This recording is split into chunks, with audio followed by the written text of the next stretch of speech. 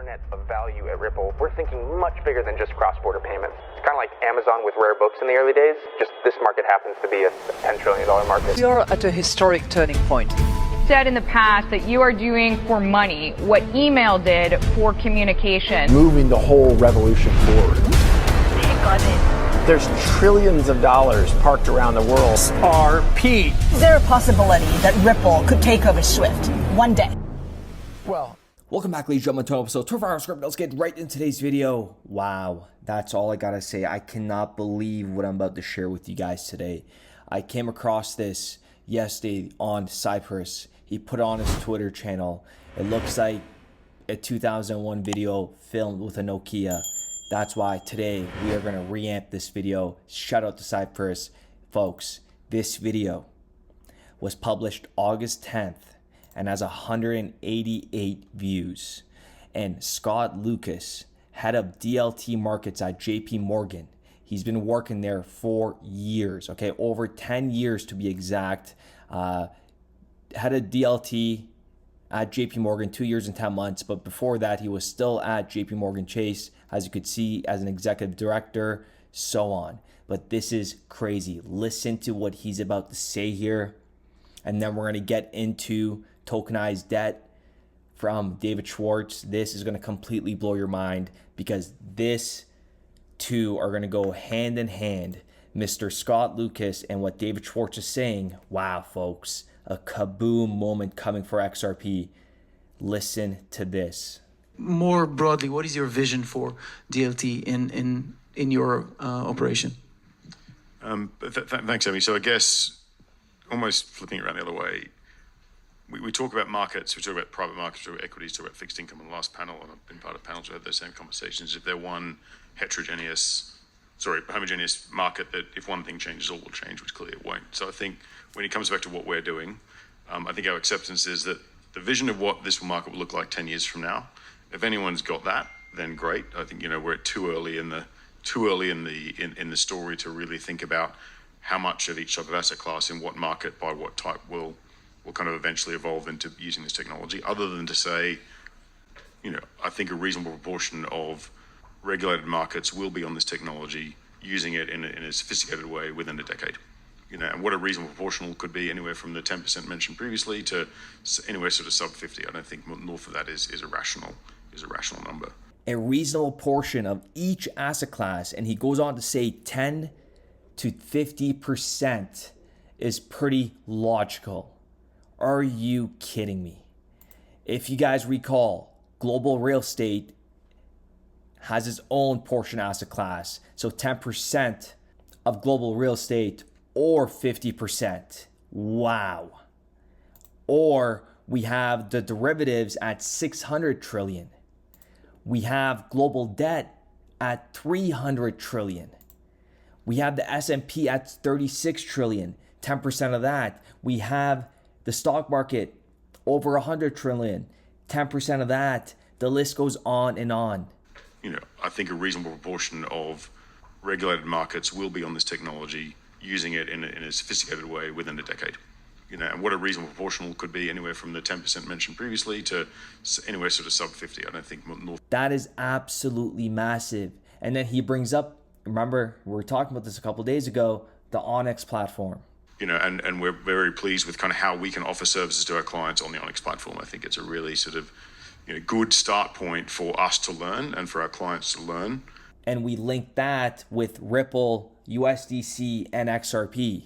And in a moment, we're going to get into global debt. You got to listen to what David Schwartz says here about tokenizing it. We're headed towards a tokenized future. This is what Scott Lucas was also talking about, getting everything tokenized. So 10% of global debt is going to be very big, folks. And why did JP Morgan go after Ripple again? Here's another big pointer. And shout out to Mr. Man XRP that posted this. The FNA published this PDF. It was a couple years ago, but listen to this part. So the FNA is a deep technology firm specializing in advanced network analytics and simulations.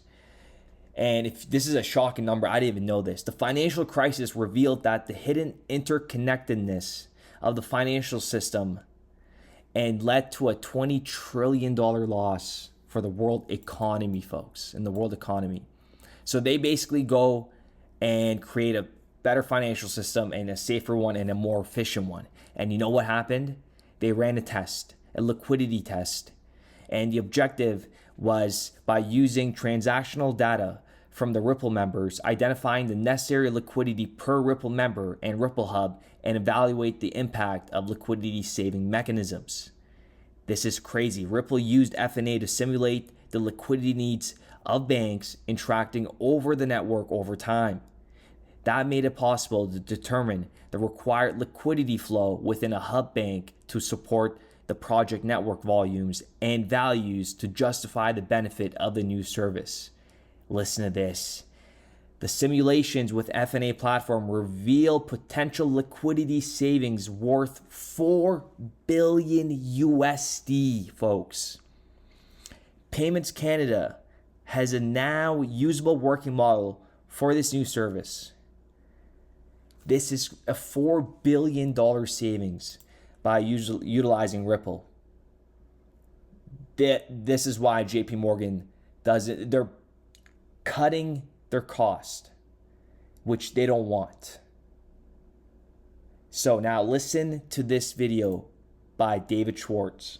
As real-world asset tokenization projects grow, I think the XRP Ledger is going to be a really good platform for them to launch on, particularly because of the low fees and because of the integration with the DEX, with the proximity to sort of the movement of funds. The ability, if someone's going to buy, what do you want to do with a real-world tokenized asset? You want to buy it, you want to sell it, you want to hold it, you want to transfer it. And if you want to buy it and sell it, you want to be able to do that with whatever asset is convenient for you. You don't want to tie, if you tokenize some sort of debt, like you don't want to tie it to US dollars. If you tokenize some sort of debt, like you don't want to tie it to US dollars, because then that limits access to it to people who have sort of proximity to US dollars. One of the things the XRP Ledger is good for is giving you sort of proximity to many different assets, and that exchange is seamlessly built in. So I think that's one of the many reasons why the XRP Ledger is going to be a good place to launch tokenized real world assets. I think we'll see that in the next year and a half. Cool. Talking about a tokenized future with Scott Lucas and David Schwartz, and we ran the numbers here, right? 36 trillion, 300 trillion, 600 trillion, 326 trillion, and we're talking about the tokenized world. We're not even talking about payments and settlements. Okay, this is why this block, they just don't want people in this sector, because the utility tokens that are out there right now, they can't just replicate it and create a new one. They need a long-standing database, a long-standing infrastructure that has been operating for years. Okay, that's what they're looking for. That's what they're building behind the scenes, and they're evaluating it all.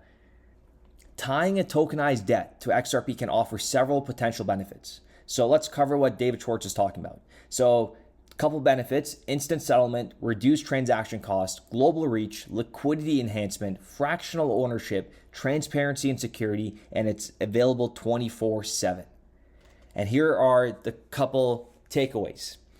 XRP's microtransaction capabilities allow for fractional ownership, making it easier for smaller investors to buy and trade tokenized debt instrument in smaller increments, potentially broadening the investor base. Ripple's technology is designed for cross-border payments and can facilitate the transfer of tokenized debt across borders without the need for complex currency conversion and intermediaries. This extends the reach of tokenized debt to a global audience. And traditional methods of transferring debt can involve significant fees, of course, which can be minimized by using XRP. With that being said, ladies and gentlemen, I do appreciate every single one of you guys. Let me know what you guys think in the comments down below. Again, shout out to Cyphers for pulling that video out. That is so big. This is so big. Only 2 months old, 188 views. This is what I mean, folks. Your average Joe is not sitting here and watching this panel. They're not listening to this. And can you imagine the closed door meetings that they're having? Just let that all sink in, folks. Let this all sink in. This is a once-in-a-lifetime opportunity. We have pretty much a new infrastructure getting built out right now, a new asset class being born in terms of tokenization, and you have the world distracted with Russia, Ukraine, Israel and Palestine, and there's going to be way more stuff, folks. There's going to be way more stuff. And think about it. Imagine, people don't talk about this, but there could have been XRP holders that died and their XRP is never going to come into circulation. Let that sink in for a moment, folks.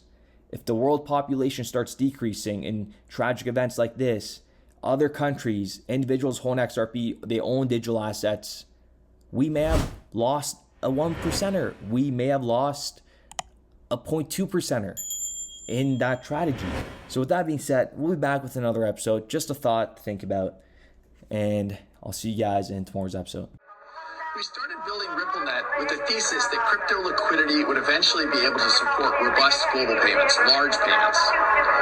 RippleNet was designed so that customers seeing the benefits of our fiat-based network could flip the switch to ODL once the market was mature enough. And this is exactly what's happening. Flip the switch.